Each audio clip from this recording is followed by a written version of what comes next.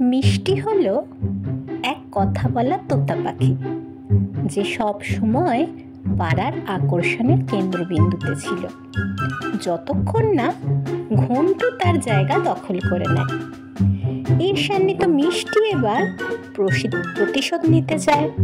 বাবান তার বারান্দায় বসে আছেন, কফি চুমুক দিচ্ছেন আর আবহাওয়া নিয়ে বিরক্ত হয়ে বকবক করছেন। পাশে বসে আছে তার পোষ্য কুকুর ঘন্টু, লেজ নাড়ছে। বাবান কফি পান করতে করতে গুনগুন করছে আর ঘন্টু তার দিকে তাকিয়ে আছে।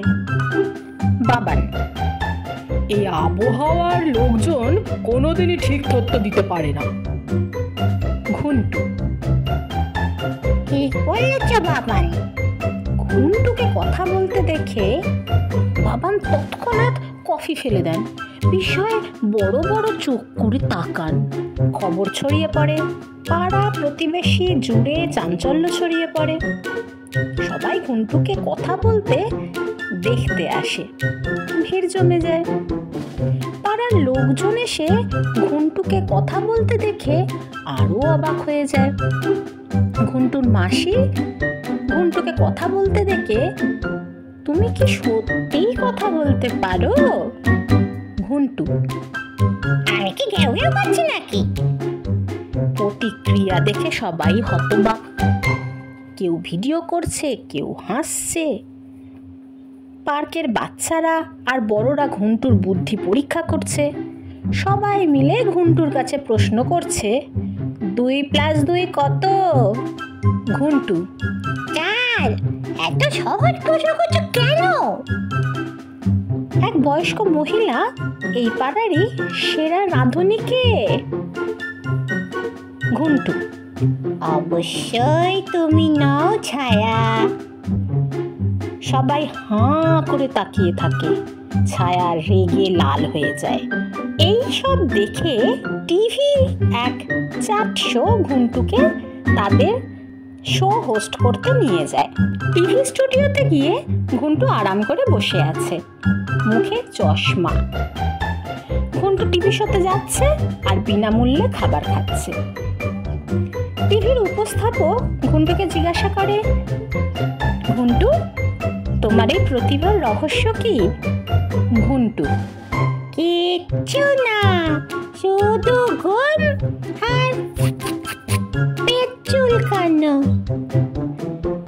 ঘন্টু আচমকা উপস্থাপকের স্যান্ডউইচ মুখে নিয়ে পালিয়ে যায়।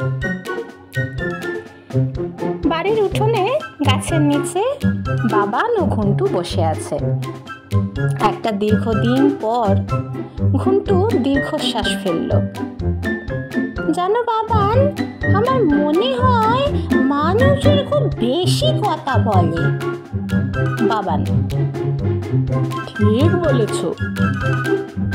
দুজনেই চুপচাপ বসে থাকে, চারপাশ শান্ত। হঠাৎ জানলা দিয়ে মিষ্টি তোতা পাখি গম্ভীরভাবে তাকিয়ে আছে। তারপর বাবানের কাঁধে উড়ে এসে বসে। মিষ্টি: মানুষজন খুব বেশি কথা বলে, প্লা প্লা প্লা। দেখো, আমি তো আসল তারকা। ঘন্টু: না, আবার শুরু হলো। মিষ্টি: কি বলে? আমি তো ছিলাম সবার প্রিয়। ঘন্টু: আবার প্রিয়? তুই তো শুধু অন্যের কথা নকল করিস। মিষ্টি: তুই তো শুধু অন্যের কথা নকল করিস। ঘন্টু: সত্যি? মিষ্টি: সত্যি?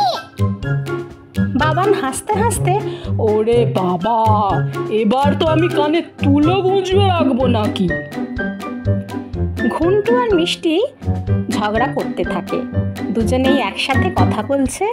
বাবান বিরক্ত হয়ে ঘরে চলে যান। পিছনে দুটো প্রাণী মজার তর্কা চালাতেই থাকলো।